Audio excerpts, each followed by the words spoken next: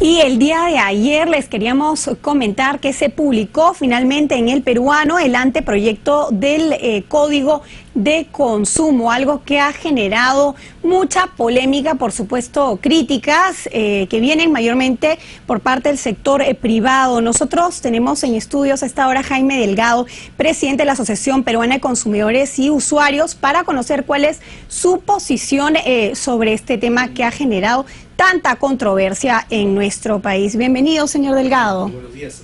Bueno, en verdad, yo creo que estamos frente a una oportunidad brillante, ¿no? Porque el Código para la Protección y Defensa del Consumidor debe constituirse un instrumento para el desarrollo del país, para garantizar más eficiencia, más competitividad en el sector empresarial y para proteger, por cierto, a los consumidores.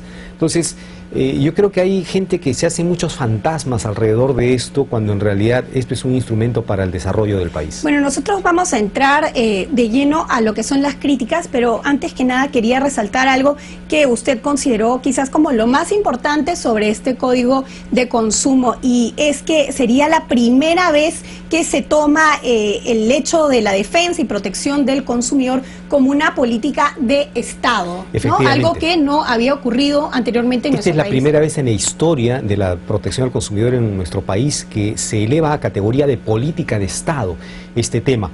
Con lo cual, dejamos de ser además un sistema de atención de reclamos, porque ese era nuestro sistema, era el modelo de nuestro sistema, para convertirse en una política de Estado de manera transversal, de manera integradora y democratizada para todos los peruanos.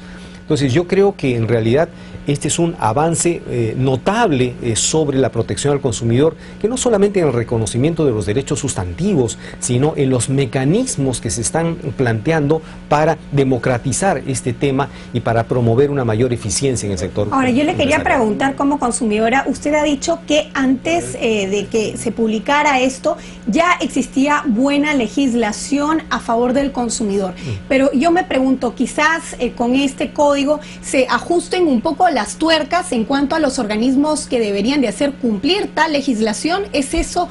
¿Ese es el enfoque que ustedes le están dando a este Código del Consumo? Lo que pasa es que se está pasando de un sistema de atención de reclamos a una política de Estado con un sistema nacional de protección al consumidor, con una autoridad de consumo que se constituya como el ente rector de todas las políticas de consumo a nivel nacional, que sea el director de la orquesta, porque el tema de consumo tiene que ver con salud, con transportes, con medicamentos, con alimentos, además en distintas competencias, competencias del gobierno central, competencias regionales, competencias locales. Entonces, todo esto tiene que ver con el consumidor. Cuando vas a un mercado y te pesan un kilo de papas que no pesa un kilo, sino 800 gramos, eso es defensa del consumidor. Pero ¿dónde está el sistema ahí? No existía. Entonces, estamos planteando un sistema que involucre a todos los actores del sector público y privado, y digo privado también porque lo que se está planteando son mecanismos de solución de los conflictos donde estos suceden. Es decir, el señor de Chumbivilcas, cuando tiene un problema con la farmacia o con el restaurante que le anunció un precio y le cobra otro, en ese momento tendrá la oportunidad de encontrar una forma de resolver este problema a través del libro de reclamaciones o las hojas de reclamaciones, con lo cual estamos generando incentivos para que desde el sector privado, en esas relaciones entre proveedor y consumidor, puedan resolverse ahí los problemas. Ahora, usted como cabeza justamente de ASPEC entenderá que para que todos estos mecanismos funcionen, el consumidor tiene que estar no solamente informado, sino que comprenda a profundidad cuáles son sus derechos y qué mecanismos puede utilizar para hacerlos valer. ¿Ustedes qué van a hacer justamente para que esto ocurra, ya que no es la realidad del consumidor peruano promedio? Lo que se está planteando es una cosa que ya las Naciones Unidas lo decía el año 85 en las directivas para la protección al consumidor.